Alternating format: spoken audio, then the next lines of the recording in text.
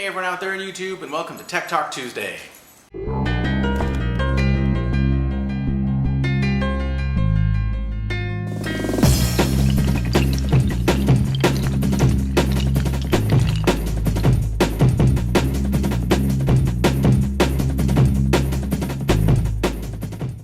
So, I guess the biggest news that has happened is we've all seen a little bit of version of iOS7 now for the iPhone.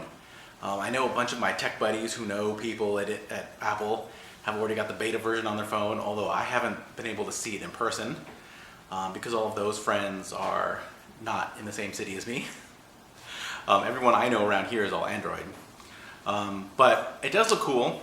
In my personal opinion, it doesn't seem like that big of a difference. They changed the color scheme up a bit, mess with that type of stuff, but generally it's all exactly the same. There's a bunch of icons and there's the home row in the bottom, and it looks like an iPhone to me with a little bit different color scheme. And if you hacked your phone all the way back from like iPhone 1, you could change the color scheme.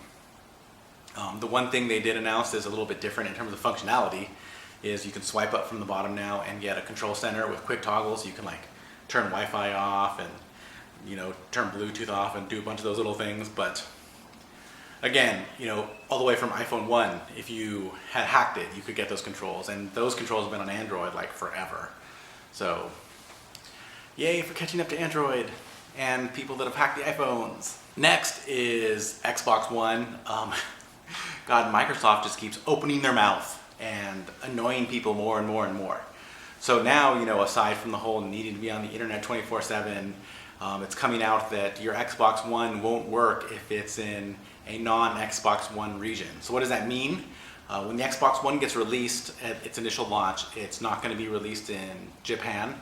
But if you're in Japan and you buy an Xbox One and hook it up in your stuff, you hook it up to your internet and it'll go, oh, whoa, I'm in Japan and I'm not supposed to be in Japan, so I'm not going to work. So that is lame.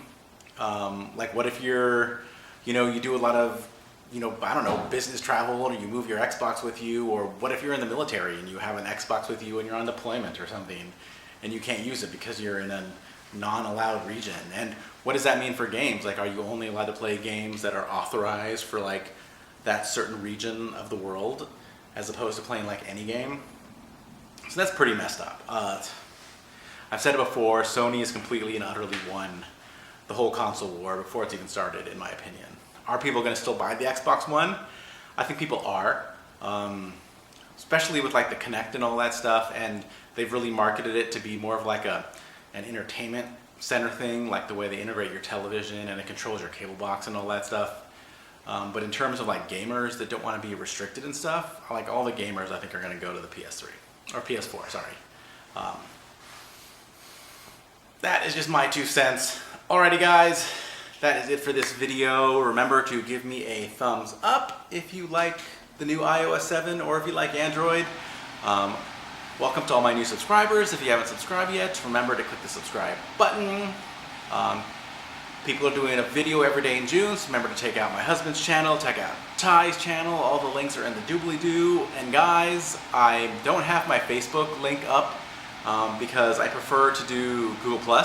So my Google Plus link is in the doobly-doo. So check me out on Google Plus because I post there and I respond to people and I do the Google Plus thing.